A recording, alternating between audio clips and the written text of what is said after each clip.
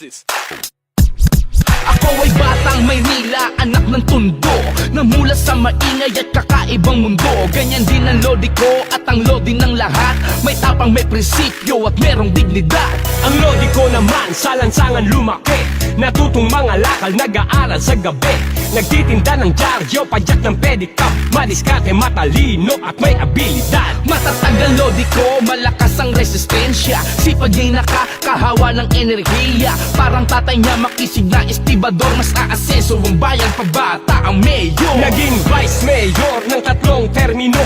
Yan ang lodi ko, subok na sa serbisyo. Nag-aalay ng trabaho, mapa white o blue collar. Nagpapaaral, marami siyang iskola. Kami parehas na mahirap at parehas na sumikap, parehas din lumaban sa minimiting pangarap. Pangarap para sa lahat ng mga kababayan, parehas na lumilingon sa pinanggalingan. Kami parehas na mahirap at parehas nagsumikap, parehas kong lumaban sa minimiting pangarap. Pangarap para sa lahat ng mga kababayan, parehas na lumilingon sa pinanggalingan.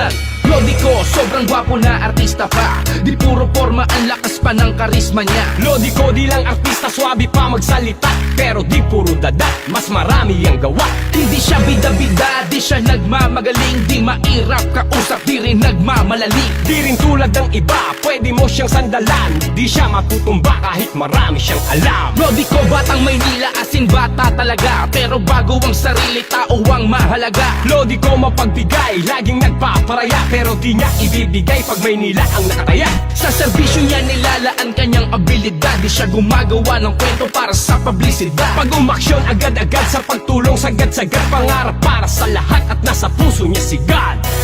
Teka lang, sino ba yung idol mo? Si Isko Moreno. Si Isko Moreno? Eh pareho lang pala tayo. Si Isko Moreno din ang idol ko. Kaya kung ako sa'yo, Kung ako sa inyo, wag na kayong magtalo. Lahat ng sinabi nyo'y tama at totoo. Magtulungan na tayo, magkaisa na tayo. Tuloy ang asenso ng Manileño.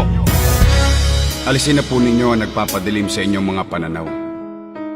Simulan na po natin ng may linaw ang panibagong araw. Bagong umaga, bagong dugo, bagong pag-asa. Itigil na po natin ang pagtatalo. At kapag ako po ang pinakinggan nyo, panalo tayong mga Manileño.